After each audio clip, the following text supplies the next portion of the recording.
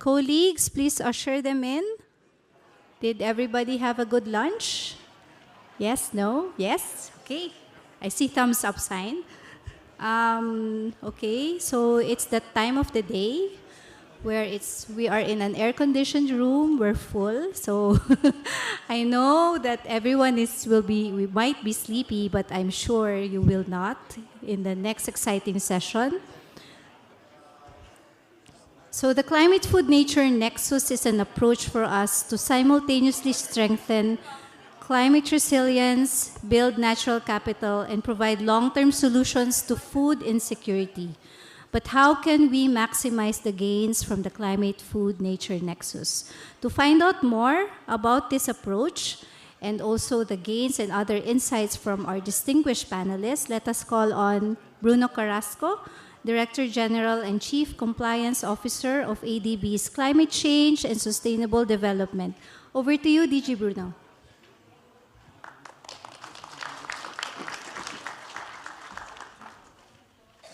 Okay, a very good afternoon to all of you. Thank you very much for the warm introduction. I am the first one to say that I was the Chief Compliance Officer. I am no longer, and I'm happy that I've got that one off my shoulders. I wanted to welcome all of you to this session 2 on maximizing gains from climate-food-nature-nexus.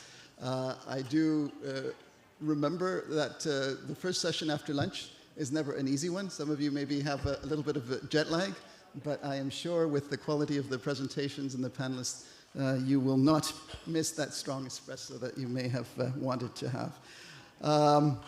In terms of a very brief set of introductory remarks from my end, the food security agenda is one where increasingly the intersectionality between food, climate, and nature is, of course, gaining greater and greater traction. The preservation of ecosystems is, of course, critical, and transitioning to a climate-smart, sustainable, and resilient agriculture is paramount. We are generally more comfortable or clear with looking at the first part of that nexus, the food-climate nexus, and how food systems both contribute and are impacted by climate. Bringing in that third leg, nature and biodiversity loss, perhaps we need to focus a little bit more on. We do recognize that the depletion of natural capital, including in our Asia-Pacific region, is happening at a very fast, unprecedented rates. I am sure that most of you are now familiar with the findings of the Dasgupta report, and that was quite a breakthrough in terms of bringing to everyone's attention the importance of preservation of natural capital. In ADB, under the leadership of Ching Feng and many others, we have come to appreciate much more looking at investment positive or natural capital positive investments, looking at such things as nature-based solutions. And I'm very glad to have on this panel a couple of my colleagues, Thomas and Yoko, who are very much leading a lot of that work together with Ching Feng and his team. In this session, we will have 2 keynote presentations, and they will bring out and illustrate some of the important case studies and highlight policy lessons to be able to maximize on the Nexus gains. This will be followed, of course, by a panel discussion with some excellent panelists, and they will, again, bring out some of the ways and means to maximize the climate-food-nature nexus. So, without further ado, we are going to start with 2 keynote presentations. The first one will be a video recording by Professor Michael Kremer, Professor of Economics at the University of Chicago and Nobel Economics Laureate. He's also a member of the Innovation Commission for Climate Change, Food Security, and Agriculture at the University of Chicago. This will then be followed by a presentation by Ismahan El-Wafi, who's the Executive Managing Director of sg-afnr. So without further ado, I will now go back to my seat and hopefully we can get the video recording on. Thank you.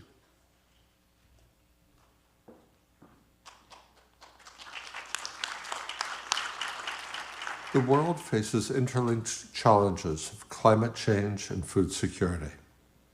Smallholder farmers, particularly in low and middle income countries, are among those most vulnerable to climate change. At the same time, agriculture is responsible for 1/4 to 1/3 of global emissions. Multiple innovations can help boost the resilience of farmers and food systems, reduce agricultural emissions, or both. I'm presenting on behalf of the Innovation Commission for Climate Change, Food Security, and Agriculture, which is formed by former heads of state, cabinet ministers, and leaders from civil society and international organizations. The Commission identifies innovations with rigorous evidence of impact and cost effectiveness and develops concrete recommendations to transition them to scale. One key activity is identifying innovations that are ready to transition to scale. We adopted fairly strict inclusion criteria for these innovations.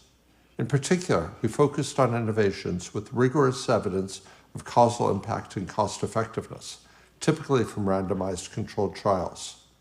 We sought this evidence not only for the innovation itself, for example, flood-resistant seeds, but also for policies to increase the adoption of the innovation. And we looked for innovations with a plausible pathway to scale. Within adaptation innovations, we focused on those serving people whose livelihoods are most vulnerable to climate change, smallholder farmers and landless laborers in low and middle income countries.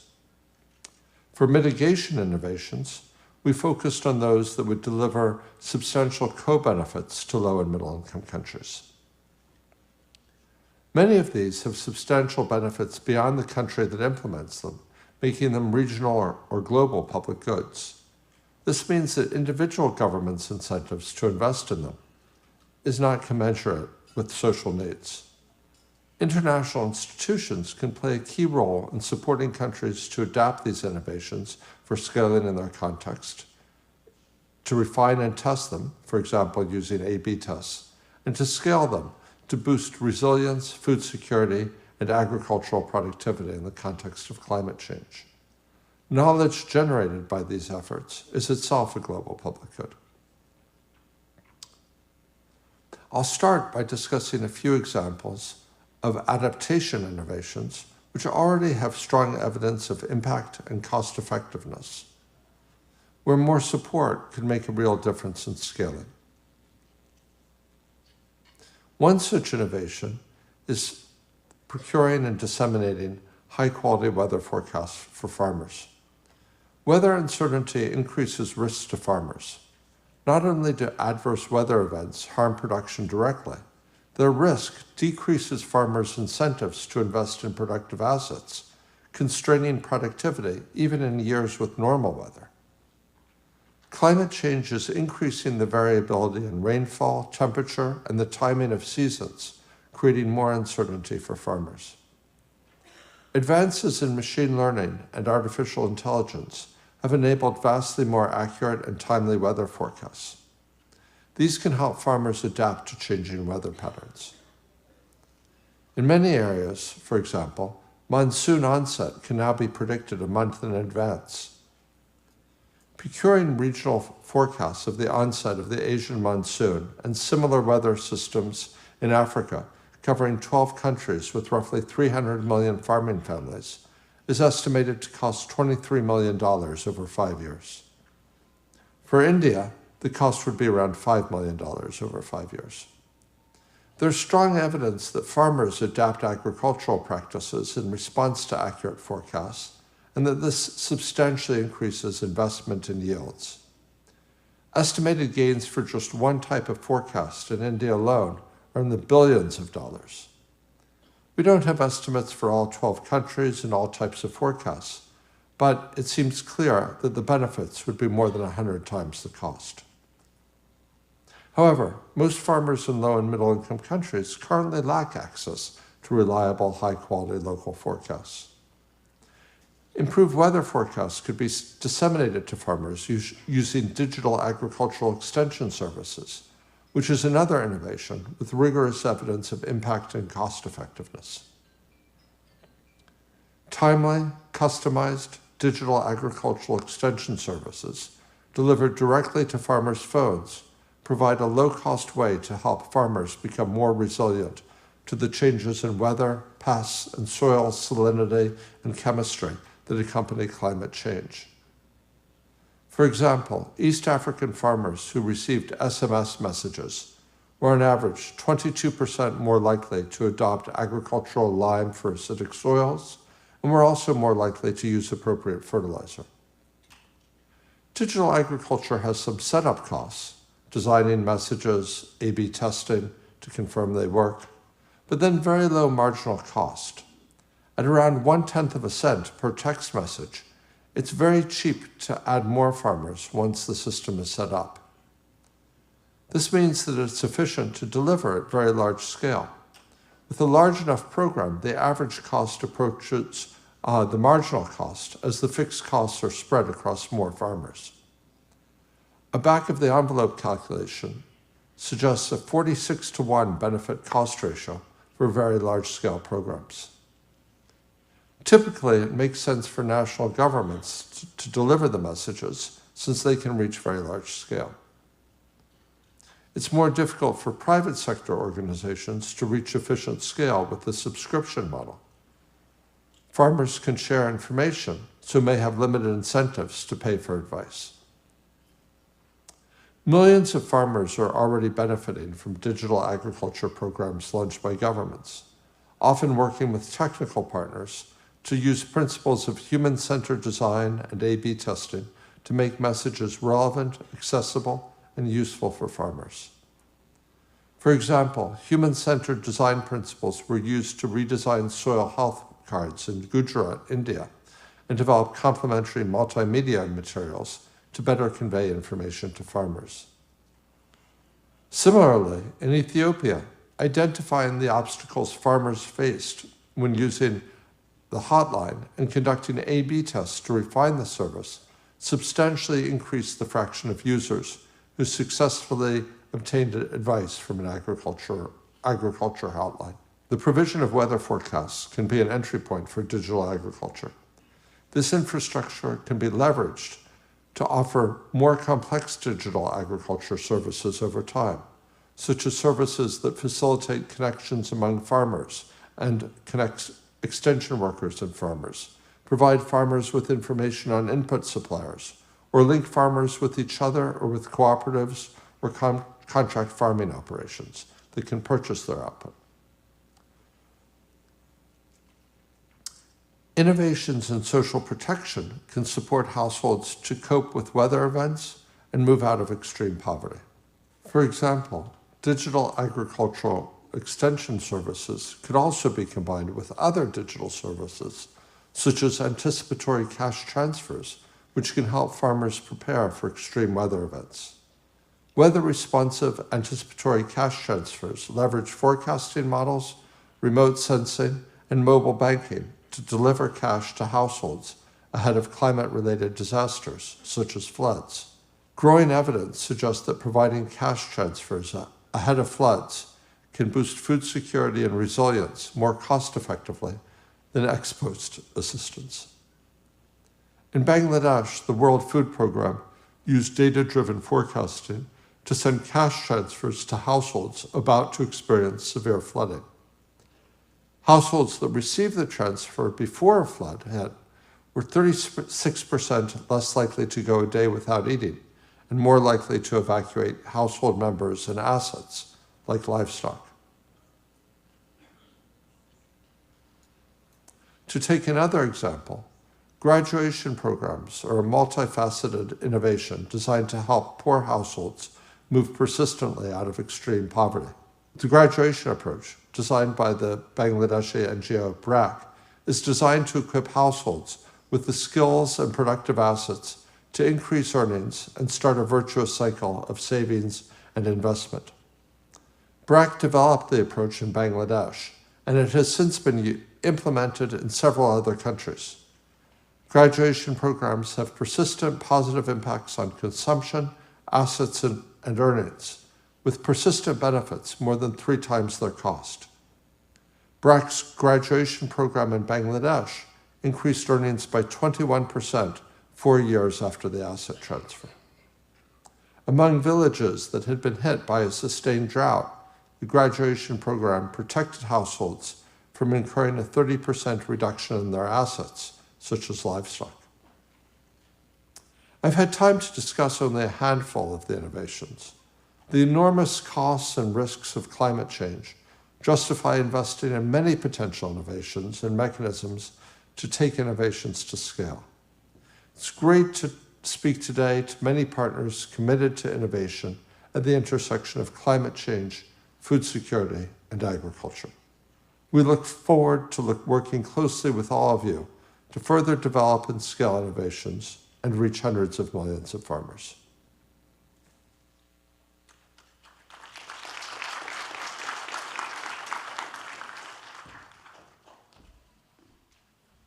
Very good. So we've got some good innovations coming through under the first presentation, seeing how we can provide improved resilience, improved livelihoods, looking at innovative solutions, looking at how we can provide support ex ante, how we could come up with improved weather patterns to be able to address some of the large uncertainties that farmers face increasingly now, even more so with the advent of the climate crisis.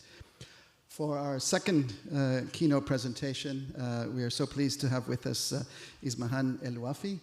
She is the Executive Managing Director at sg-afnr. She will focus her presentation on the interconnectedness of climate, food, and nature, how food systems are impacted by and contribute to climate change, and how natural ecosystems, such as agroforestry, wetlands, and biodiversity, could help improve food system resilience through better management. Ismahan, the floor is yours. Thank you.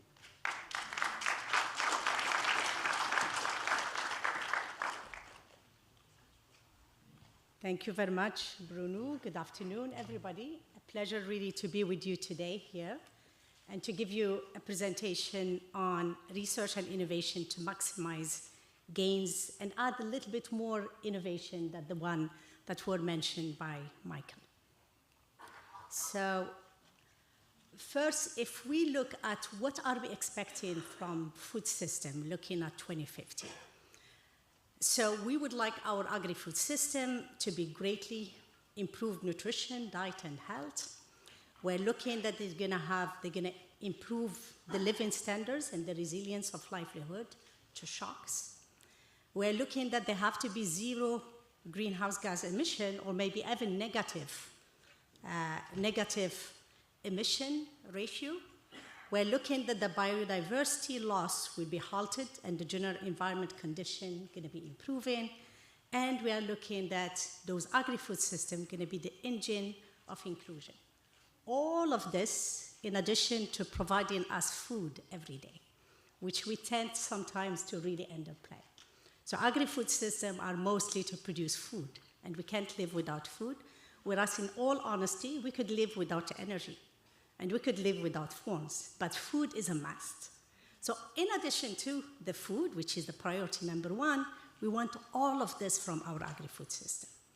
And all of this in an increasing, volatile, and warmer temperature. So let's look what we have right now. So today, our agri-food system, and it was mentioned by Michael and by colleague this morning, Schengen and other colleagues, is responsible for 37% of greenhouse gas emission. It does threaten 86% of species currently at risk of extinction. It does drive deforestation. It does account for 70% of the water, the fresh water, used globally. And unfortunately, we still have a third of it that is wasted and lost, both post-harvest loss and waste. But let's look at how did we fare in the last few years. And sincere thanks to Shannon for these slides. So if we look since 1990 to 2019, we did very well. We moved actually really the malnutrition, or particularly the poverty line, from about 38% to only 8% now. In terms of numbers, we have moved really poverty from about 2 billion people to about, right now we're saying about 821. So in the grand scheme of things, we have done very, very well from the 90s to 2019. And we could do that by calculating what we call the growth, the total factor productivity, which is the growth in output minus the input. And what we can see here, there is a different trends between different categories of countries. So in the low-income countries, what we see is that 2/3 of the production growth is driven by growth in input. So we're putting more labor, we're putting more input, we're putting more fertilizer, seeds, capital, and 1/3 only comes from technology development. If we look at the low-middle income country, it's the other way around. So we have 2/3 that comes from technology, and we have 1/3 that come from increasing input. You go to the upper middle income countries, and then what you have that all the increase come from technology growth or progress, and you have very little addition of the input. You go to high income country, and it's another story whereby not only you increase productivity, but also you reduce input. And all of them come mostly from research and development. You look at it and you see in gray, it's the CGR R&D, research and development. You look at the orange, it's public research and development. So what we could see here is that really a huge portion of it comes from investing in research and development, and we are very glad as CGR that we were particularly very influential in increasing productivity in low and middle income countries. So what I want to say here is that this is how it used to be in the past. But right now, if we want to project to 2050, what's happening is that we don't need as much production increase. Our problems today are different. It's not about quantity, it's about quality. Quality of what we are producing and quality of how we are producing it. So the difference between before and now is that the first difference that we need a smaller incremental food production task for the next 30 years. And the other difference that is most regionally concentrated. So if you look at the regional distribution here, what we had in Sub-Saharan Africa, in South Asia, and the MENA, we had about 45% increase in 1999 to 2020, but we want it to be about 80% going forward in the next 30 years. So the problem is different, and we have to recognize it, because if we don't recognize that the problem is different, we're gonna keep doing the same. And today, what we need to focus on and what we need to invest in is different. And that's where CGR comes in play. So CGR had a lot of input, as we showed in the graph, for the last 1999 to 2020, but we'll have even more for the next 30 years. And that's where we are focusing on mostly 5 impact areas: nutrition, health, and food security. So we have to produce much more nutritious and much more fit for purpose in terms of communities and the region. Poverty reduction and livelihood and jobs definitely will continue to be very important going forward. Gender equality, youth, and social inclusion. We need to bring much more these subjects on the front when we are talking about increasing agricultural productivity. And of course, all of this has to be part and parcel of our adaptation, climate change adaptation agenda, and it has to respect environment, and it has also to make sure that it stops degrading the biodiversity.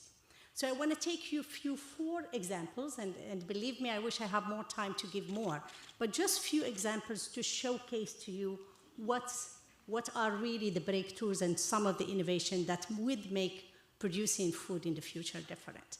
The first example is from Timor-Leste, and it's actually a digital tools, like also what Michael mentioned on many digital tools that could make a difference. So the digital tools called Pescas will help us really monitor the fish and the fisheries and also the fish stock. And what will it bring to the farmers? It will bring to the farmers and to the communities a better way to know when to fish, when not to fish, what to fish, and what market to access as well. And this is already in place in Timor-Leste that allowed the government to really monitor better and to manage better their fish stock, but it's also in scaling up or in utilization in Tanzania and Kenya. The second example is from SIP on potato, and this is a zero-tillage rice straw mulch potatoes. So right now, instead of really disturbing the earth and not only getting to zero tillage, it's also you don't take actually the mulch of the rice. You leave it on the ground, and basically you are doing a kind of a soilless agriculture system on the field. The soil is there, but the soil is below the mulch. And what does it do? It does allow you to reduce evapotranspiration from your soil, but also it increases the humidity in the soil and it increases productivity. So this methodology is now, and really in many countries, it's part and parcel of many countries in the region, including India, including Cambodia, and other countries. The third example, it's the importance of data again for reducing the agricultural risk, the intrinsic risk that exists in the agriculture.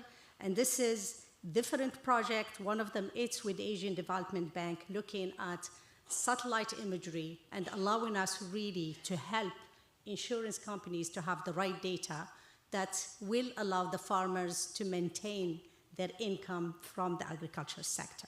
So there are examples from Philippines, but there is also examples in India, and there are a number of programs that really use big data and satellite images to provide us that information. And my last example, and just to give some few examples, it's going back to what Dr. Fat said about irrigation and how important is irrigation.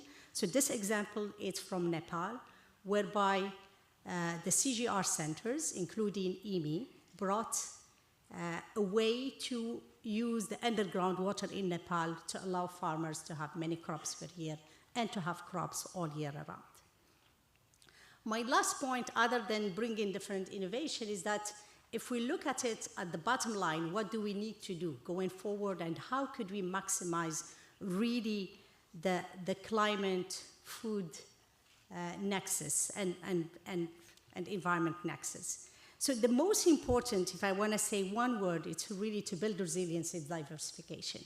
And this is a paper with Hertel and colleagues on diversification of the enhanced food system. So as we are imagining our agri-food system going to 2050, what we want them to have is to be financially equitable, and that we can call it economic resilience. We want them to be supportive to whole community, that's social resilience, and we need them to minimize harmful input on the environment, and that's ecological resilience. And the only way to do it is to build in diversification along the whole value chain or the whole agri-food system. So we need diversification at the production level, at the market level, at the household level, and across. And unless we build that diversification from using much more species that we are using right now in crop, fish, and animals, in diversifying the market, not make only the global market the most important, but maybe think regional, sub-regional markets, but as well household income and the other component of the agri-food system. With that, I really want to leave you with this slide on with science we can. So given that the challenges are different, the only way going forward for us really to increase that productivity in those regions where we need it the most, particularly in Africa, in Southeast Asia, and in the MENA, is to do it based on science and innovation, and that's the investment plan of the CGR for the next few years. Thank you very much.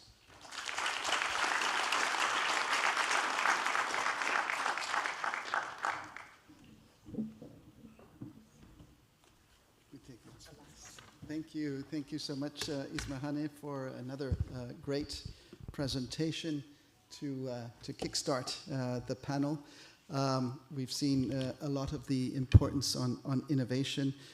We see the increasing demands from our food system that Ismahane has presented so well, not just nutrition, better diets, improved health, but also resilience to shock, biodiversity loss reduced, and engine for inclusion. So a lot of challenges just on that alone. I'm now going to move on to the second part of this second session, and that is inviting the panelists to come to the stage, and then we can start a conversation around many of these important themes that have been presented by Professor Kramer and by our last speaker, Ismahane. So let me begin by calling you up to the stage. I will not give you your due introduction because I think all of you have it in your programs. So as I call your name, please do come up to the stage. So let's begin by calling Jyotsana Puri, the Associate Vice President at IFAD. Please join us. You can take the first stage, first set of, so we keep to the kind of questions. You keep it, you're here. Sorry, there, yes, that's right. So that way we can keep to the questions. It's easier for me to keep track. Next, may I call Paul Winters, Executive Director, Innovation Commission for Climate Change, Food Security and Agriculture at University of Chicago. Thank you very much for joining. Big applause. That's right, yes. Thirdly, I'd like to call on Ellie Fenichel, who's the Professor of Natural Resource Economics at Yale University.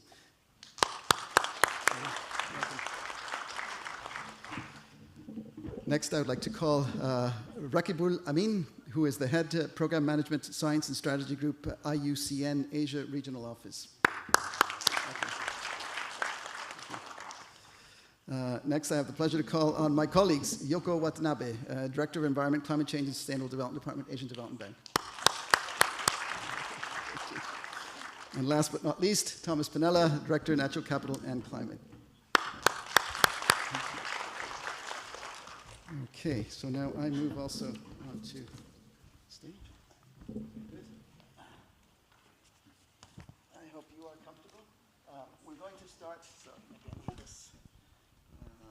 Let's see if we get the technology working. Good. So now we're going to start with a conversation, and I'm going to begin by asking each of the panelists a question, and hopefully we can get a conversation going. So at any point in time, if any of you want to come in following on the answer to any of the questions that I've raised, please do feel free to do so. Once we go through the first round of questions, I would like to turn to the floor to see if you have any questions for our panelists. And then, time permitting, we can go for one final round of questions. So let me then perhaps start with Jyotsana. Jyotsana Puri, IFAD is doing some really interesting work in financing nature and food security. Could you share with us a little bit of the work that you've been doing at IFAD, looking at the approaches and perhaps some more inspiring examples further from what we've seen earlier? Thank you. Thank you so much, Bruno, for having me here, and and also for that question. So let me try and reflect on this using a couple of examples, and perhaps also, do I have a couple of minutes, you said? Okay. And then also reflect a little bit on, I think, where we could be going. So the first example is really an integrated program, and as the word, and it's approximately, it's jointly funded with the GEF, and FAO and IFAD are co-leading this, and as the word suggests, it's integrated because it really so it's a food systems integrated program.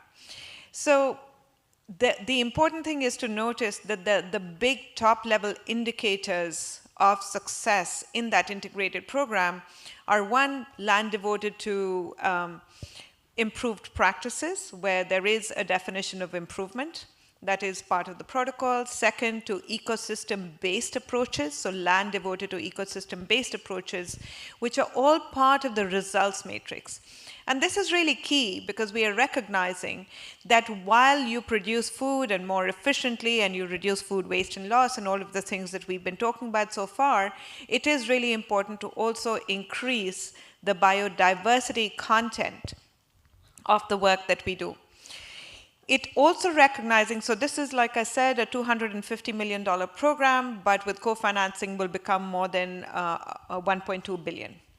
And the important thing is recognizing that we've got to work with not just small-scale producers and farmers, but also have to integrate really the local private sector. So I come back to the things that I spoke about in the morning, really have to bring back local private sector and integrate that into the overall production system as well as the value chain system. And so providing loans through green credit lines is one way of creating completely new markets. So in Mali, Senegal, etc., these are completely new markets of green credit lines that are essentially being put out, which weren't there earlier. Right? And the conditionality essentially goes through the creation of these credit lines and the on-lending that we do through public development banks, which are essentially ensuring that conditions in terms of participation, in terms of inclusion, women-headed households, biodiversity content are all met when we are on-lending. So that's one example. The other example is a large program. So again, we've all drunk the Kool-Aid on the private sector. We all think, well, the private sector really needs to come in if we've got to increase the impact on the ground. We can have a separate discussion about that. But I think the important thing is recognizing as to how public institutions such as ours, such as ADB, such as IFAD, are really creating the ecosystem where the private sector can come and play in a comfortable way. So the Africa Rural Climate Adaptation Financing Mechanism, or ARCAFEM, is one such mechanism. And what we are doing there is really creating a platform where IFAD can come in, where we are working with the Nordic Development Fund, where we are working with the Danes, as well as the GCF, to create this platform, but then working with Standard Bank, I beg your pardon, with Equity Bank in Rwanda, Uganda, Kenya, and Tanzania, to ensure that they have the KYC, the Know Your Customer knowledge bank, and can on-lend and use their facilities to on-lend to small households and SMEs on the ground. So the first first loss is essentially borne by our bilateral funders, the second loss as well, and equity is essentially coming in for the commercial part, right? So that's a financial innovation that we are taking forward. And then the third example is the ASAP program, the Adaptation for Smallholder Producers program, which is essentially saying that, look, the concessionality of our loans can really be increased if we can blend it with grants that are coming from Adaptation for Smallholder Farmers. This is currently in its third generation, and we are aiming for a $500 million overall trust fund. It's currently at $100 million, and a large number of innovations have really been put out as a consequence of this ASAP program. So for example, things like digressive insurance, things like blockchain technologies, things like a lot of our impact assessment, which I do see as being very innovative, are all supported to a large extent by the risk-bearing element of our ASAP grant program that is taking this forward. I'm hoping I'll come to talk about some of the other innovations in my second round. Thanks. Thank you very much, Jyotsana. So for many of the ADB colleagues, you will note the parallels. You've heard it earlier. We're not just a financial intermediary, we're also a knowledge intermediary.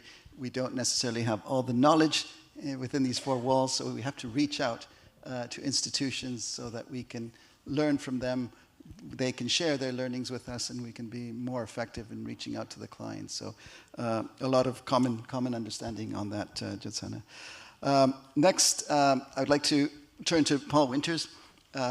So from Michael's presentation, Paul, we saw some very interesting work being done on or at the Innovation Commission, particularly the work focusing on smallholder farmers, who of course are much more vulnerable to climate change and who tend to have small environmental footprint. in their food production.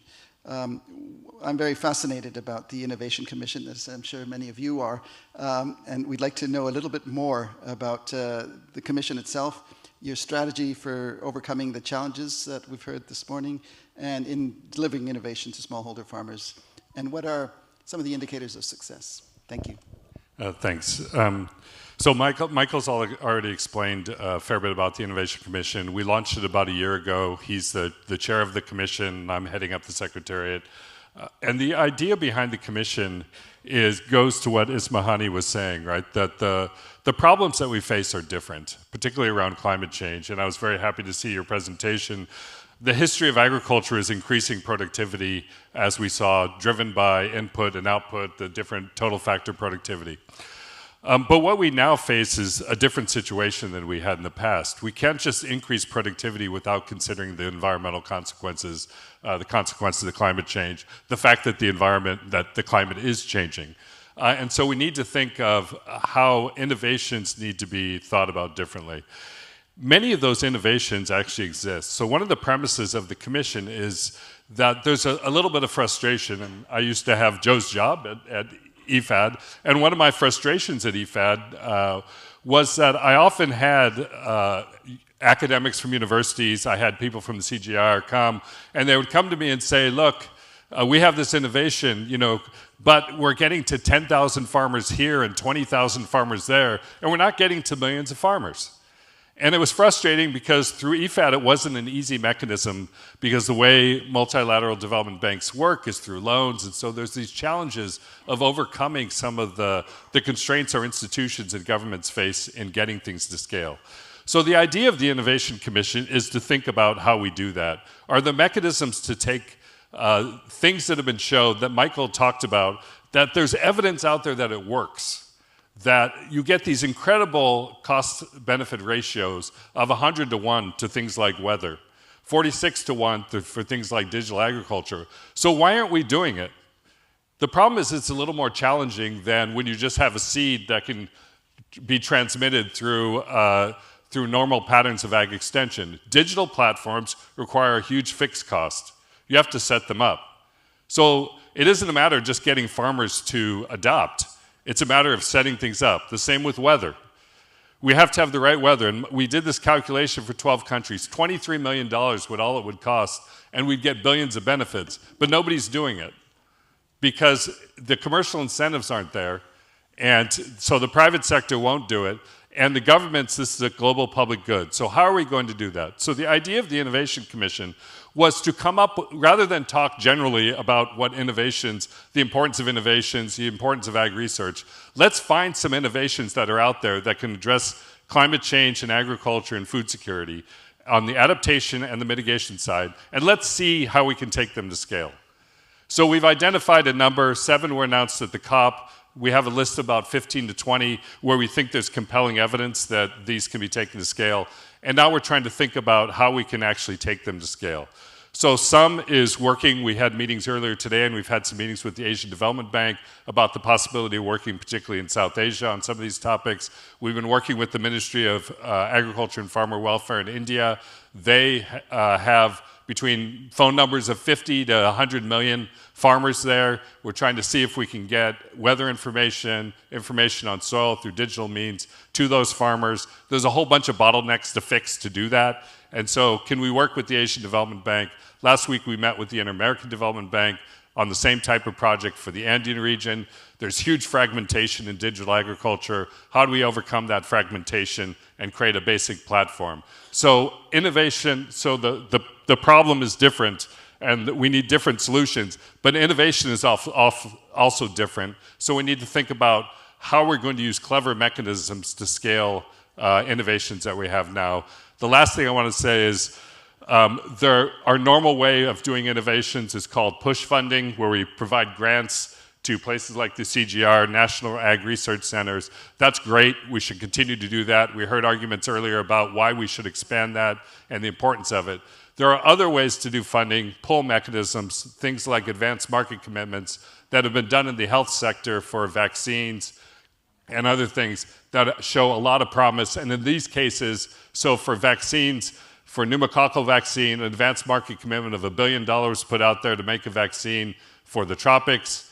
3 companies developed it. They had a guaranteed market, and so it ended up getting into the arms of 270 million children.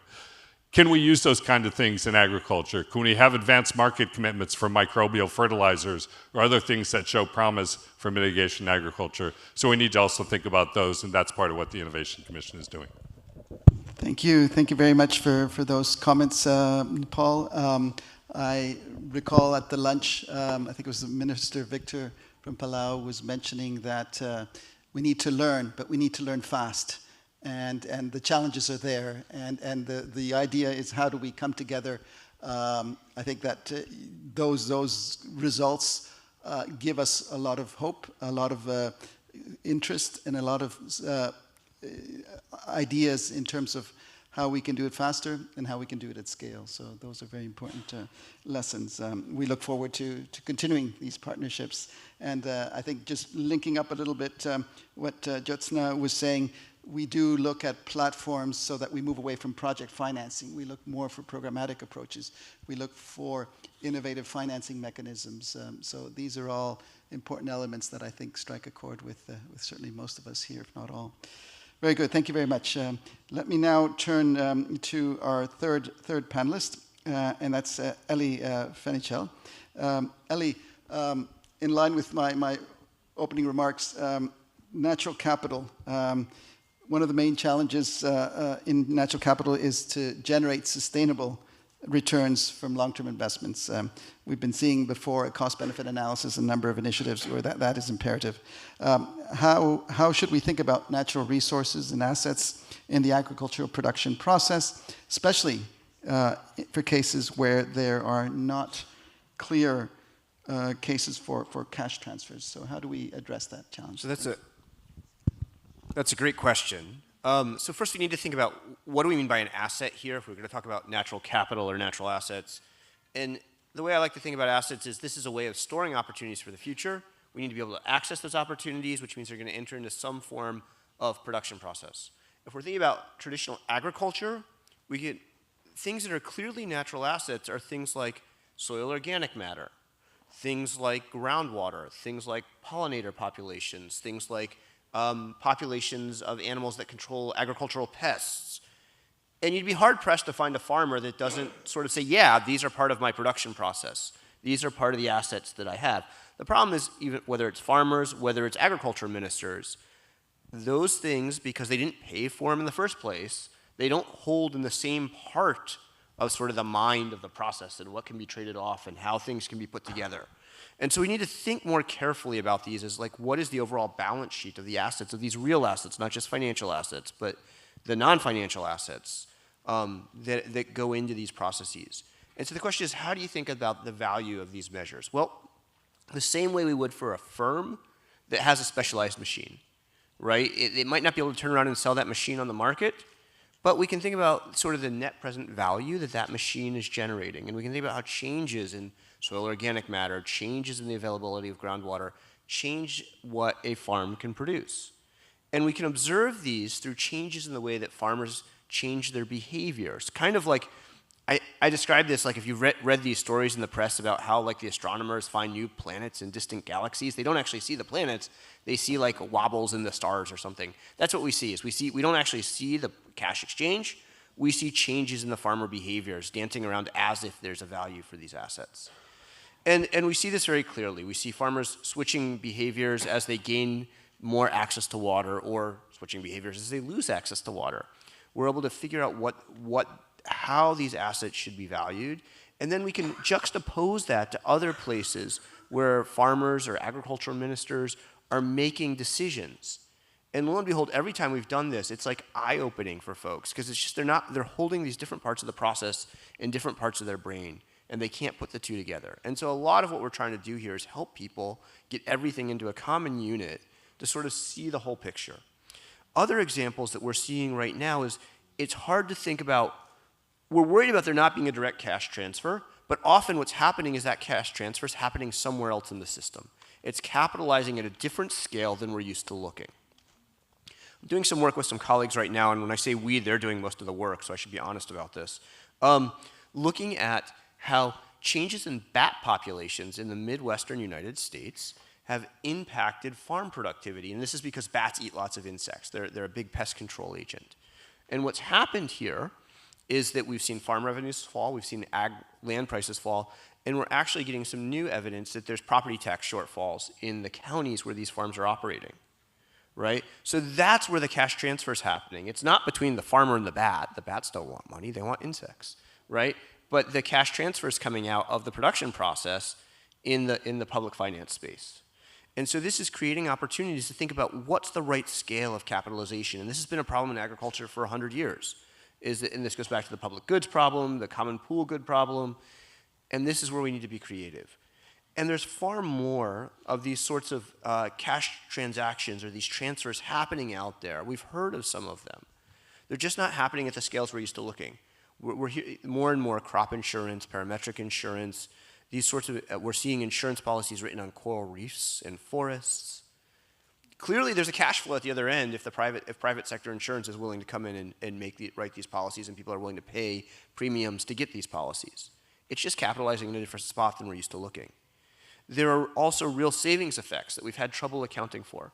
That we know that if you cut down a forest above a water treatment facility, it drives up the water treatment facility's costs. But because they didn't pay for the forest in the first place, you can't think of like a perpetual inventory method to keep account of that. We just need sort of a little bit of new innovation that we actually know how to do. And so we see this over and over again, that the challenge is we're omitting very important assets in the production process from our accounting systems, from our assessment systems, and then trying to like fix somewhere else. And so we keep pushing so far. What we need to do is step back and go, what's this production process? What are the assets we're holding? Take a more sort of inclusive view of thinking about how we're deploying these assets and investing in them. And one of the best examples I can think of that, we think of food security, fisheries are really important in food security as well. If we look at the way fisheries are valued, it's as if all of the value add from fisheries comes from either labor or fishing vessels or fishing capital. But you know what? You need fish populations out there producing babies to have productive fishery. That is a real capital input into that fishery, right?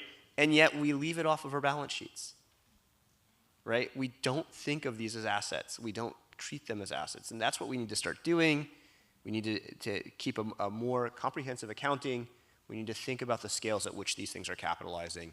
And those are the places we can really get in and think about making it, driving investments. And then the behavior is actually happening. Farmers are smart. Fishers are smart. They realize these things matter. They're just holding them in different parts of their head. Thank you. Thank you very much, Ellie, for those observations. Again, it's about how you account for natural capital. If you can't price it, you can't value it, you can't measure it. We're seeing with the advent of the climate crisis, environmental degradation, and the externalities that creates, again, need to price those in, factor them into the price. Thank you very much. We're going to now turn to our next panelist, Rakibul Amin. Rakibul, a large concern for food security is maintaining the integrity of soils, the importance of that, on which sustainable agriculture depends. How do you view the situation in the Asia-Pacific region, and what is being done, and what more can be done to address this concern? Thank you.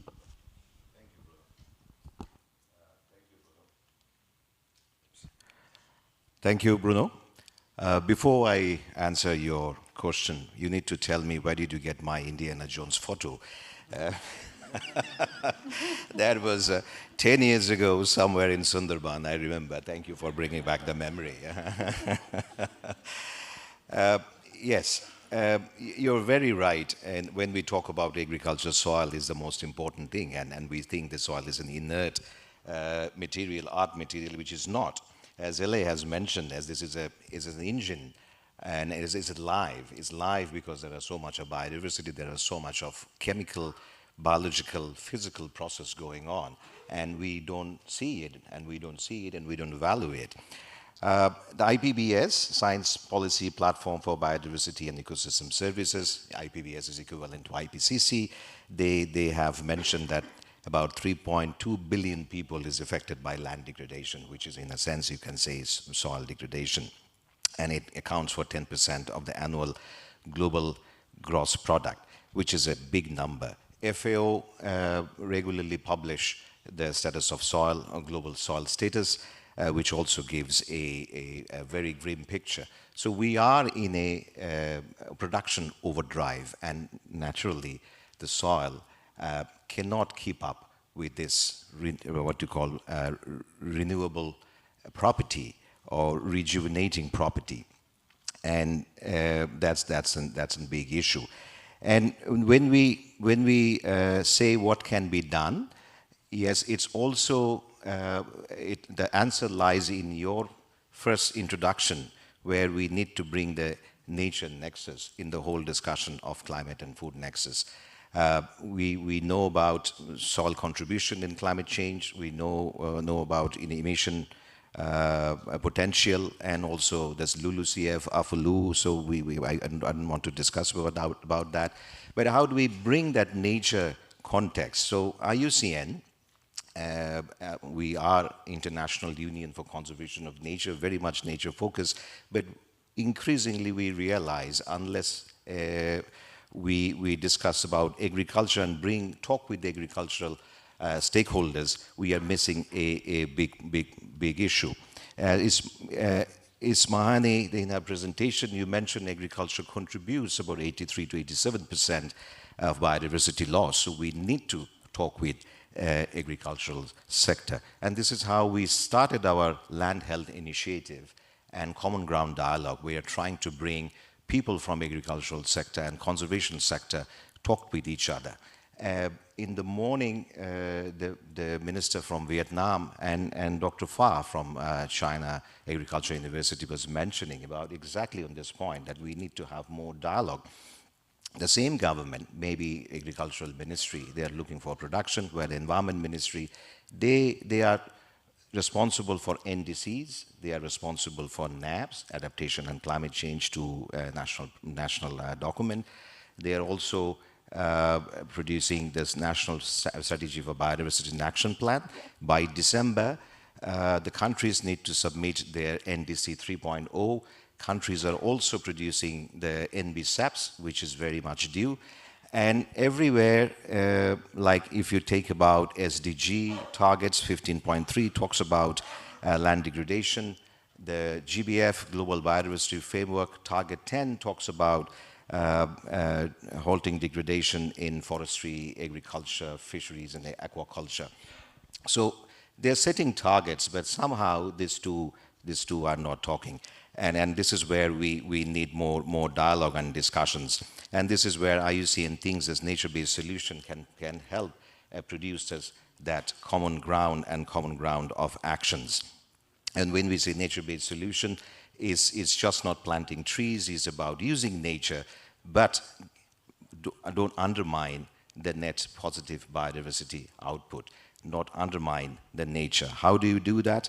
The simple example in case of land degradation is avoid deforestation, avoid land degradation in the first place, adopt more land management, sustainable land management practices, which is part of the land use policy of the country.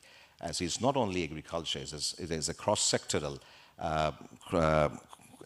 cross-issue, multilateral, multi-stakeholder participation to do that. And also we should not forget agriculture, it has a culture element in it, agri plus culture. So traditional knowledge and the farmers, and one of the reasons in Asia is that we are talking about large scale smallholding farmers. So even if you have national scale policies, it's very difficult to translate at the very small scale, very poor farmers. So how they are doing traditional practices in many cases, but as LA has mentioned, how do you incentivize, how do you pay that the public goods they are protecting? Lastly, I would say that, there are, Yoko, where we have been having a discussion in Bangkok on Satoyama initiative. It's an initiative launched by Japan government under the CBD to protect this traditional production landscape. So this kind of things we need more. And also, like in the How region, there's a wetland, vast wetland in Bangladesh, where thousands or hundreds of migratory birds comes. And that area, farmers doesn't necessarily need very much agricultural input, because that fertilizer input, actually nitrogen input, comes from the bud dropping from there. So this is where very simplified linkages about nature, agriculture, and the climate. And ADB, I know, is also investing on protecting those flyway sites. And we have joined ADB for the NBS financing hub, and this kind of mechanism and this kind of partnership will help in future. Thank you. Thank you very much, Rakibul, for those reflections. Just on that last point, we recognize that nature-based solutions, looking at it from an investment side, may not be able to bring the returns unless we're able to bring together the expertise that allows us to structure financed projects and to be able to generate that income stream to then make them investable or bankable. So that's one of the challenges that we face. I also, in listening to you, Rakibul, the idea that a farmer is a very sophisticated economic agent, knows the uncertainties he or she faces, the risks, and so there's a lot of learning there, but there are other learnings that can come in from technology, and how in some ways it's an issue of bringing together that information and knowledge together to get those returns. But anyway, very, very inspiring. I'm now going to turn to our two colleagues. Yoko, climate, food, nature cuts across the different themes. You are very much part of that nature finance hub work. We do nevertheless see sometimes competing demands. How do we ensure that nature is not a silent voice? Who speaks for nature? And how do we build up the nexus to help improve climate resilience and food security? Thank you. Great. Thank you so much. Thank you very much, first of all, for having me here among the distinguished speakers here. And it's a great pleasure to be representing here. The intersection of climate and food and nature really presents a complex challenge. And we all know that there is sometimes a conflicting priorities as well, and some trade-offs are necessary. But however, we really need that recognize that the deliberate actions to ensure nature voices are not overshadowed and be actually more on the center of this nexus.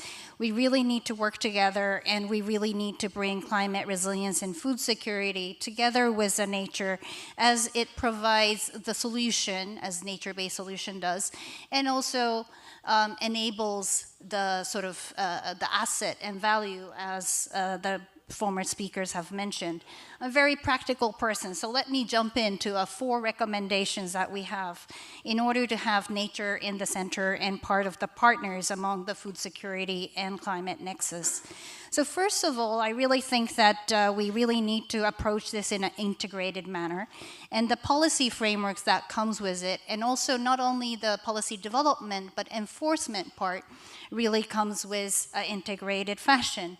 This morning, the Palau minister, Mr. Victor, have mentioned that both agriculture and environment ministries need to come together. And some of the countries actually have that in one ministry, which is great. And some countries, they need to talk to each other. And we sometimes, have that struggle as well. And so we, in order to understand both the benefit of the biodiversity and the need for agriculture and food security, we really need a more concerted efforts to have a policy dialogue together in an integrated manner, as we all just mentioned, all the speakers has mentioned. And I think there is many opportunities that organization like ADB has, and also in my former experience when I was at the Global Environment Facility working on biodiversity, mentioned to the Ministry of Environment saying that now I need to go to the Minister of Agriculture to work about biodiversity. And he said, why? Why not to my ministry? And we totally understand that understanding, but as we understand that 30%, even more, of the biodiversity loss comes from agriculture. Over 10% of the climate change greenhouse gas comes from agriculture. I'm not blaming agriculture at all. Agriculture is a really important sector, as we all talked about, and this is a matter of food security, people's improvement, health, and everything. We need to really work together so that this is a solution towards these global environmental issues. And second of all, the very important part is that we leverage nature as the solutions and for climate resilience and food security, as I mentioned. We see that forests and grasslands and wetlands and coastal areas, those restoration really provides the resilience to and the nutrition and the needed natural resources towards agriculture, both on the land as well as in terms of ocean and marine and fisheries are concerned. And in that regard, the regenerative agriculture that really brings in the rich soil health, water efficiency, biodiversity, and resilience can bring in really important element. And I really think we have gone beyond the pilot phase for regenerative agriculture. And we are able to now scale this up, particularly in Asia, and really show that this is a viable sort of approach that we can demonstrate around the world. And third, I also want to inform that biodiversity is in the center. Better understand about the biodiversity benefits in that way, and also understand that this is really important for climate. So biodiversity plays a clear role, particularly like coral reefs, mangroves on extreme weather, and hydrocyclones, and also reduce food insecurity. So there is a really direct link in terms of those nexuses. And finally, what I really believe is we need to bring community at the center of this initiative. Community people have been the steward of these natural resources for years, and they have been balancing the need for using those resources and protecting it. Satoyama Initiative that just was mentioned is a good example from Japan, living in harmony with nature and try to balance the need of both sort of resource use and protection so that there is a sustainability towards it, and our future generation, the children and the beyond, can really benefit from these resources. And for that, I just also wanted to share some of the examples that ADB has been able to show in scale of these initiatives. One is that we use it quite often, but the China example on the Yangtze River economic belt, this is a really great example of nature-based solutions that enable that ecological environment and improving water security, increasing the resilience of climate change, can really make the improvement to livelihood of the local communities and have that needed balance. And the green ecological corridor that we developed in integrated landscape management approach has really yielded that benefit on both food security as well as biodiversity needs. And in that regard, sometimes the agriculture expansion, we really need to balance to understand the environmental biodiversity richness and the importance, and sometimes offset or in terms of trade-off, and enable that other parts are expanded or other parts are protected. And those are able to be done if you did the science right and also policy exchange right. And I think that is what we really need to do. And I also wanted to talk about a little bit about the finance need with the Nature Solutions Finance Hub. We have launched this initiative in COP28 to scale up these type of work at ADB and with partners so that we can expand these type of experiences and initiatives in the region and share that beyond the region to the global scale. So thank you. Thank you very much, Yoko. So at the Asian Development Bank, there's a lot of very exciting work that's happening in this area. Sponge cities, as Yoko mentioned. We've got wetlands restoration through migratory bird patterns. We've got mangrove coverage. We've got a very exciting initiative in terms of community resilience partnership, where we're basically looking at adaptation initiatives at the local communities where they know best what it is that they want. So a lot of exciting areas. Thank you very much, Yoko. Next, I'm going to turn to Thomas. Thomas, this is an easy question for you. Nature and ecosystem services provides what is at the foundation of food security and climate resilience. However, we do recognize that it's hard to convince people to invest in nature. So going back to, does nature have a voice? If it does have a voice, how do we get it to, so that we can invest in nature? Could you share some of your approaches and experiences in mainstreaming nature positive approaches into investment? So we've talked a little bit about that. Maybe you can expand further. Thank you. Yeah, thank you very much, Bruno, and to all the panelists for taking the time to be here today. Yeah, I'll talk a little bit about how we're approaching investment in natural capital, which my group under our new reorganization is responsible for. It'll talk about snippets of where we're investing in ADB to give you a range of the ideas of the entry points, and then perhaps how we can bring that all together. So in our approach to investment in natural capital, we're not only looking at the actual physical investments, but there's a focus on institutions, capacity, and knowledge, as you said. And so these are from actual investment projects that, you know, we are doing quite a bit on regenerative agriculture in terms of using crop residue, tillage practices. We've also had programs for organic certification working with our client countries. And these result not only in improved environmental sustainability of the agricultural sector, but in improved livelihoods. And that's got to be central to everything that we talk about in terms of agriculture and the nexus with the environment. And we've also had a large push on nature-based solutions in the rural development and water resources space with, I'll come back to wetlands. We do have this regional flyway initiative. It's a $3 billion ambition. And we have a project right now in the PRC under processing for a fully aligned project with the Regional Flyway Initiative. And it's not just about wetlands. I think we all know that it's about water management, about climate change adaptation and mitigation, and all these co-benefits. And again, we're finding receptive audience to this. And it's not also just terrestrial ecosystems that ADB is involved with. The coastal zone is a huge concern for Asia and Pacific region. And so we have worked effectively in India on constructing artificial reefs, beach nourishment, sand dune restoration, native vegetation, and we have quite a big pipeline of projects in the coastal area and in Pakistan, as well as Vietnam. And a lot of this does come back to mangroves, which provides the disaster risk reduction. It provides habitat for fisheries, food security, and you also get tremendous carbon sequestration. So you get all of these benefits.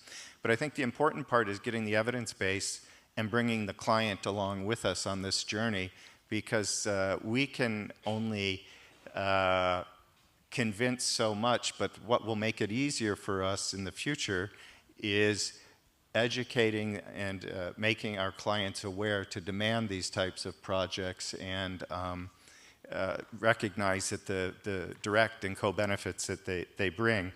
And also I'd like to just mention that we also are investing, when I say institutions, it can be a range of things, but also market mechanisms. So we have developed many different funds that will use sovereign finance, that will crowd in commercial finance, and have funds that then are available for agricultural small, medium enterprises. And to access those funds, you need to demonstrate climate or environmental benefits. So they're all tied to this. In a recent project, we had an equity investment fund going into small, medium enterprises that had climate, renewable energy, ecotourism, all of these to promote these things. We even had one project using land value capture where we supported the government to create a fund where it would rehabilitate assets to improve the environmental quality. That land was worth more money. It was then on the transfer of that land or the lease of that land value capture was kept by the government to put into a fund to revolve to further advance environmental sustainability. Eco-compensation and payment for ecosystem services, we've been heavily involved with in the PRC particularly. We're supporting the issuance of the national regulation on eco-compensation. We've had many pilots to promote this, as well as support an international conference. Coming back to the valuation point on ecosystem services, we have our own ongoing work on an ecosystem valuation tool with our economics research department, but we're also using gross ecosystem productivity in several projects as a way to appraise and evaluate projects. So again, getting a more realistic and holistic picture of the benefits.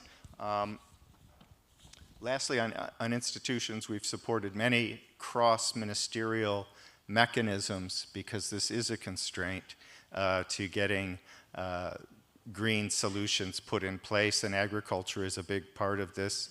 This has included lake management agencies, and the other thing that we can provide that is technology. So we do provide quite a bit of digital decision-making tools, remote sensing, and these are a range of investments and grant financing that come together.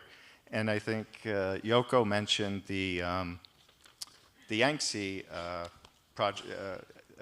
Riverbelt project, but we also have a Yellow River Ecological Corridor program that draws on the lessons from the Yangtze, and I think it's a very good approach that brings all these elements together in a landscape base and context that's underpinned by 15 different technical assistants from biodiversity planning, climate change adaptation planning, water management, and policy development, including the Yellow River Basin Law, supported by up to $2 billion investment with ADB. So the knowledge is taken forward through our investment and a very sophisticated client to really realize all these objectives of nature, economic development, and agriculture. I'll leave it there. Thank you. Thank you very much, Thomas. A great set of examples. And a lot of this work we do, again, with partners in terms of eco-compensation, natural capital accounting. We have partnerships with the Chinese Academy of Science, Stanford University, and that's where we build that knowledge base to then look towards investment projects that can put that knowledge into practice.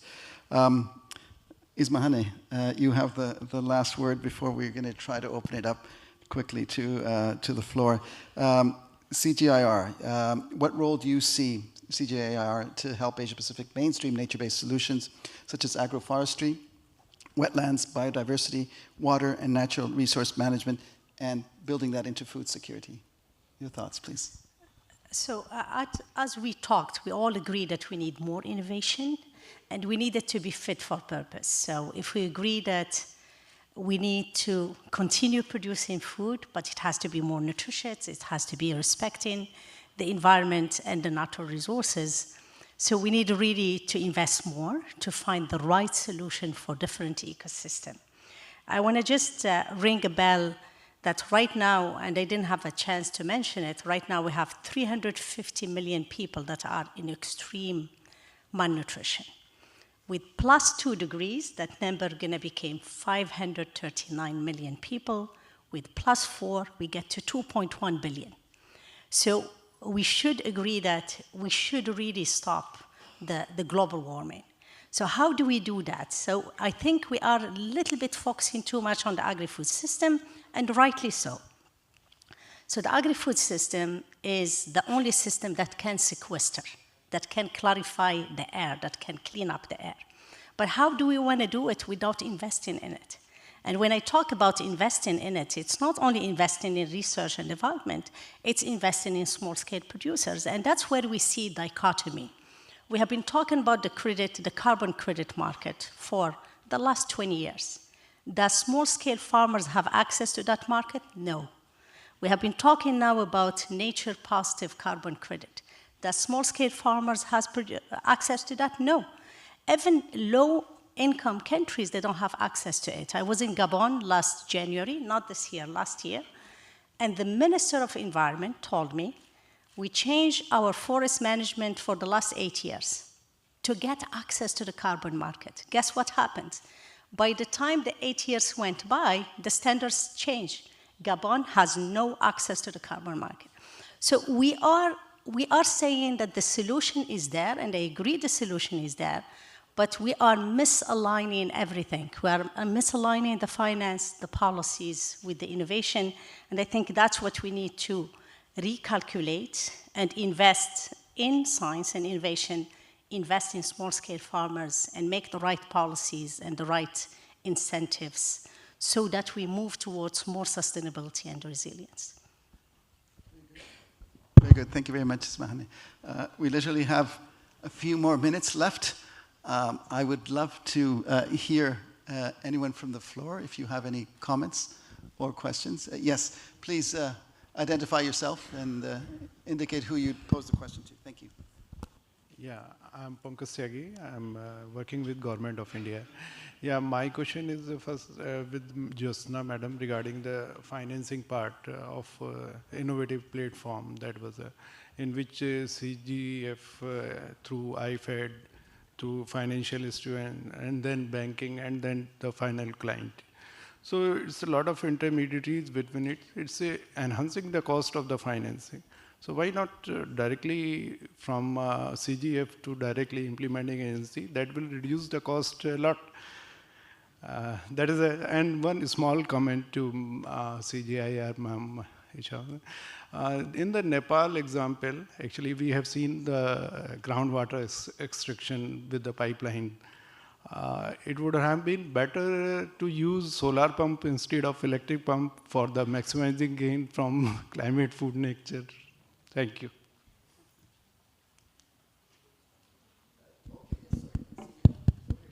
Two more questions and then we'll have to stop because otherwise we're going to run into time and I'm going to be in trouble. Thank you very much. I'm Margaret Yuwatana from the Department of Agriculture, Thailand. And I'm also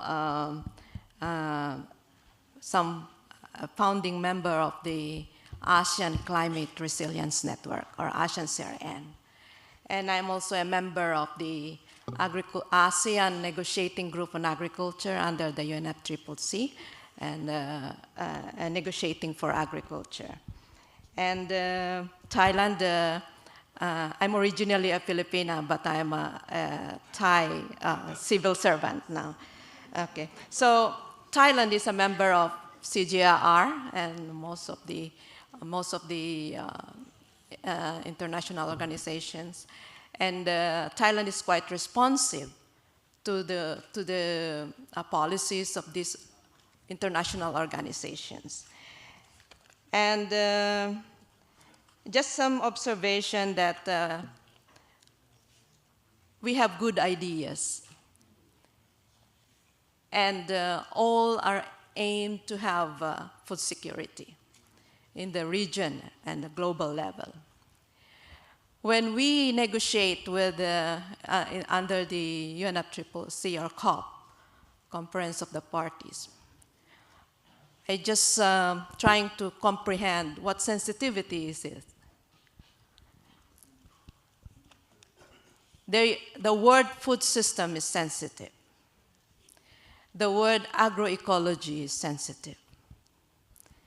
And there are emerging words that we, the policymakers, are quite when we try to evaluate projects. For example, we try to promote climate-smart agriculture. And then here comes the landscape approach. And then here comes the agroecology, the nature-based solutions. I heard all of this since this morning. But one word that strikes me, and this is really my observation, is that we need impact assessments.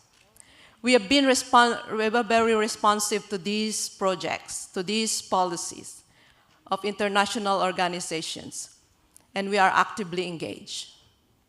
However, when the time that we need to report back to our ministers or the Prime Minister itself, the return on investment is always a question. And the adoption rate is always the question. And so these are the reality check.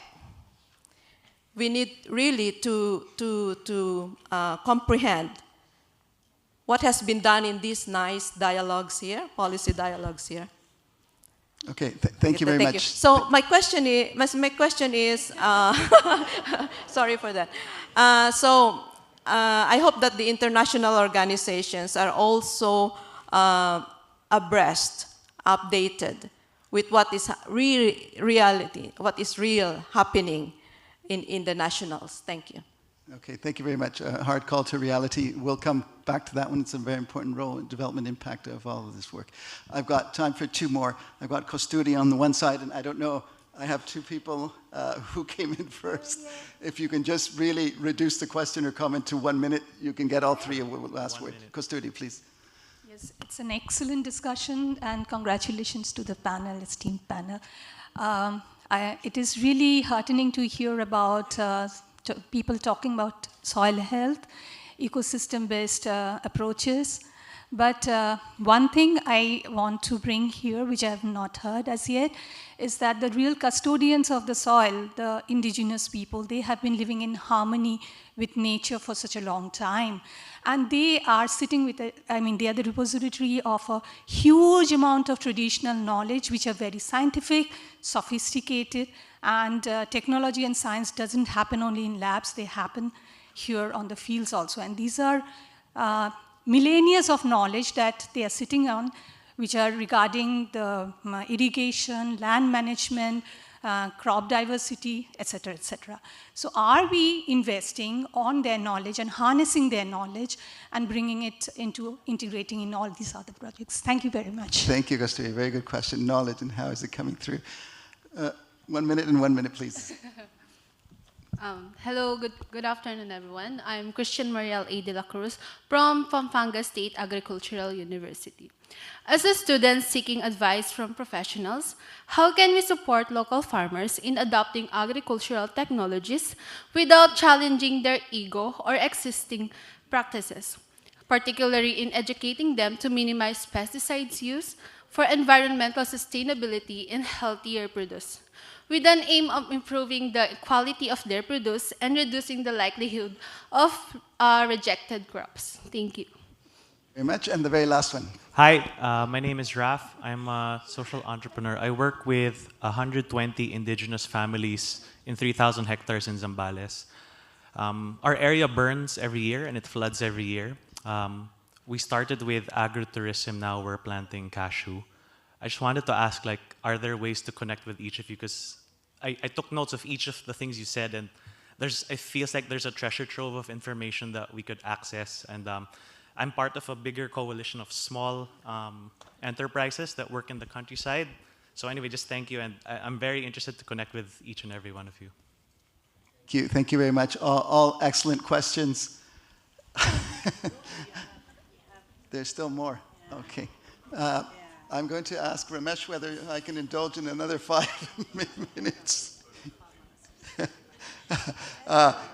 Really, last one, second to last, and last one, really. Otherwise, you won't be able to hear the answers, so you decide. Please. Yes, hello, good afternoon. My name is Esther Penuña from the Asian Farmers Association. And thank you for all the valuable insights of the panelists. And my question is directed to all or any one of them. Now, in our experience, when we talk about climate, food, and nature nexus, the visibility of small-scale women farmers immediately come to our minds because they are most vulnerable to climate disasters.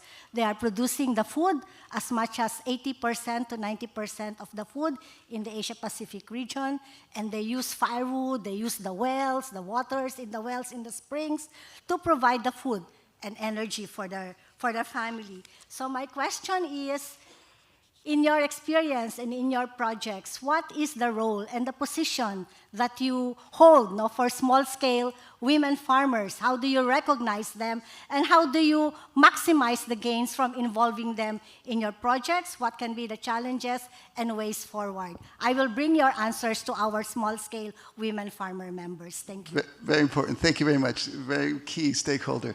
Last question to you, and then I will ask the panelists to do a fast talk, pick up on any of the questions, and just try to cover it very quickly, please. Thank you. Good afternoon, panels, and good afternoon, everyone. My name is Eunice Lois Miranda from the Student Council of College of Agriculture, Systems and Technology of Pampanga State Agricultural University. So here's my question. How can sustainable agricultural practices, such as regenerative agriculture, agroforestry, and precision farming contribute to enhancing food production while simultaneously mitigating climate change and protecting natural ecosystems? That's all. Thank you. Okay, thank you very much. I really, for those of you who still had questions, I'm sorry, send us emails and we'll try to address them. But now I want to turn to the panelists. Panelists, may I ask you not to pick up on everything, maybe a couple of questions, answers to the point, please, so that we can get through within the next 5-6 minutes. Thank you. Okay, rapid fire. So first, why is GCF not going directly? I think you should speak to GCF board, but the important thing is that there was clearly a constraint, right? There's a big fund out there of climate, and it needs to work with smallholders, and clearly a lot of the international agencies, ADB, IFAD, et cetera, all there, and we've got systems on the ground to also know our customers and get to the clients. So essentially, it's using that structure. But I think the key thing here, and it responds to some of the other questions, is really recognizing that agri-food systems are currently a source of greenhouse gas emissions. So as Ismahane said, 86% of overall deforestation is due to agri-food systems. We also know that more than 1/3 of the overall greenhouse gas emissions come from agri-food systems. But we know that they can be transformed into sources. So FAO has done this study where if you adopt protein positive, infrastructure relevant, increased efficient, and one more thing, looking at low methane transformation of the agri-food system, you can actually make the agri-food system a net sink by 7%. So 7% of the overall greenhouse gas emissions will actually be absorbed if you take in all of those changes in the overall agri-food system, right? So you've got the opportunity. And what you're doing through this structure is essentially using the opportunity and the knowledge that a lot of the institutions here have gathered already. And here, the indigenous peoples, and Esther, your point, absolutely right on. Right? 80% of the world's biodiversity, the custodians are indigenous peoples. We've changed our definition of what is knowledge, and knowledge on neglected and underutilized species that is coming from indigenous people, and are using farmers' organizations both to transmit the investment as well as ensure that the knowledge is coming back to IFAD so that we can use that in our project design. I'll stop here. Thanks. I'll respond to the comments partly from the woman from Thailand. You know, I hear all those different things, landscapes, regenerative agriculture, nature-based solutions, et cetera, and we're asked as the Innovation Commission, do you believe in these things? And my answer is always, if it has an impact, right? I mean, those are broad categories of things, and what we really need to identify, going to your point on impact, is we need to have evidence that it has impact, and we need to do that. And then going to Esther's question, that impact has to be broad and very inclusive of women. So one of the things you often find working on a analysis in Nepal, it's actually an EFAD project, and what we found is that it benefited men and it benefited women in the project. We separated out, but it didn't actually help women catch up to men. So there was a gap between the men and women, and yes, they both benefited, and now that gap is just higher than it was before. But it didn't actually lower that gap at all, and the same was true with indigenous people in Nepal. And so you have to be very conscious of, when you're promoting innovations, are you actually addressing these underlying structural differences between men, women, between indigenous, non-indigenous populations? And quite often we're not, because we actually don't try to address the specific constraints in those groups. Well, that's what I was saying about evidence. The impact assessments are what give you that evidence to decide. So absolutely, that's what you need. So I'm going to continue on this impact assessments question. And I think one of the challenges is we can do impact assessments at the micro or project level. And this is what my colleague here is talking a lot about. And those are super important. But we also need a way of thinking about these at the macro level. And we need to think about sort of the overall like balance sheet approach. Right now, when we look at how countries are doing, we look at things like GDP. This is basically a gross revenue statement. And you would never give a loan to a firm that only showed up with a gross revenue statement and not a balance sheet, right? But we do this all the time with countries, right? We do this all the time. And so I think if we're going to think about evaluating things, we need to not just think about them on the project by project level, but we need to be able to have a balance sheet that can integrate across those projects to tell us really whether or not we're building wealth, and whether that wealth is in the soil, whether that wealth is in the water, or whether that wealth is in the bank. We need to be able to track all of that. The other question I want to address very quickly was the one about how to work with farmers. And I was going to say, like, humility. Like, we show up as experts, and like farmers are experts too, right? And it's all about humility. And my greatest successes in working with farmers have been like, I'm not here to tell you what to do. I'm looking at your data, and all I'm going to do is try and pivot it to a different set of units. And they go, oh, wow, we hadn't thought of it that way. And it's a collaborative process. Like the best, so my grandfather used to say, it's like, the best way to make a friend is ask a question. The best way to make an enemy is give an answer to one. So I hope I'm not making an enemy right now. But the point being is, like, working with farmers, it's often best just to like ask them questions. Let them figure it out. Guide them. Don't tell them.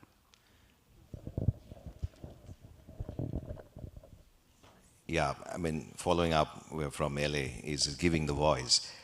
Estrella, the issue you have mentioned about recognizing women's farmer, this is, I think, is a chronic missing link when we design projects and also implement. There are multifaceted issues, and one is intersectionality and a deep-rooted land tenure system. This is where this rights, governance, equity, this is where, I mean, our projects needs to be. When we say ours, that means I mean, talking about everyone. It needs more attention, and this is where we have improved a lot from the past. But I would say it's a continuous process and a relentless effort that we are doing. In our NBS standard, this has been highlighted very, very strongly, and also the IPLC issues, indigenous local community issues, is also there. And on the, I'm going back to the first question asked to me, was of the soil. Nature indexes or nature connection with this whole. How do we measure impact? There are so many methodologies, but not necessarily linking with the nature. This is what we are now trying to develop, a land health monitoring tool, and maybe we can discuss it with further on when time permits. Thank you very much. Thank you very much. I particularly wanted to thank the women's group, the indigenous peoples, the SMEs, and the agribusiness people, and also the youth who stood up and made the comments and questions. In terms of ADB is concerned, first of all, I am here in Manila, so for the Filipino colleagues who had questions and all, please feel free to contact us, and we can have a follow-up discussion with the relevant colleagues and relevant departments. And also, what I really wanted to emphasize is that the environment team, the agriculture team really works hand to hand and works on regenerative agriculture issues, many other integrated approaches together. And I think we walk the talk and try to move on to these integrated approach. And in terms of approaching women's group and indigenous peoples, there are quite a lot of mechanisms within the programs where we provide small grants or sort of innovative funds and other initiatives, and I will be very happy to share those opportunities as well. And we are increasing those approaches within the Regional Flyway Initiative, with Women's and Heat, and many other programs that we have. So I think there is a lot that we can discuss and offer and try to see how we can further these initiatives.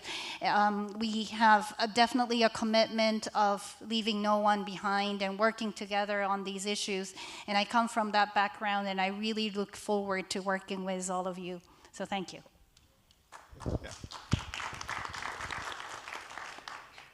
Yeah, thank you very much. A lot has been said. I just want to come back to the gender issue that ADB and most of the other agencies sitting up here take that very seriously, and all of our projects are rated in terms of how they contribute to gender, indigenous peoples, and having been country director in Afghanistan, worked extensively there and in Pakistan, it is a challenge sometimes to come up with these types of programs. And in fact, doing agricultural programs in Afghanistan, men do the farming, so we actually had to come up with separate project components on poultry, livestock, goats that actually women could participate in. So you really need to think creatively, but there are entry points, even in some of the most restrictive environments culturally, to deal with these things. But we also need to rely on the communities and to give us guidance and help us put these projects together. Thank you. So I think colleagues have addressed most of them. I want to just come back on the gender, the importance of gender and indigenous knowledge. And maybe to close, I think nature, it's beauty. Beauty, it's many colors. And many colors for me, it means diversification, and it means multiplicity of options. So we tend to simplify it, and we want one solution, or maybe we are very happy sometime with 20 solutions, but what we need is thousands and thousands of solutions. And that's where really we need to have all actors, but we need to invest in agriculture, because agriculture is the source of life, it's the source of food, and it could be the source of the solution to the climate change. Thank you. Thank you so much. So I think that this has been an excellent session. I told you you didn't need coffee. I wanted you to give a big applause to Michael, Jyotsna, Paul, Ali, Rakibul, Yoko, Thomas, and Ismahane. Thank you so much. You've been great. And lastly, I wanted to thank all of you. You've been very inspiring with all your questions, and that's what we want to see more and more of. Thank you very much.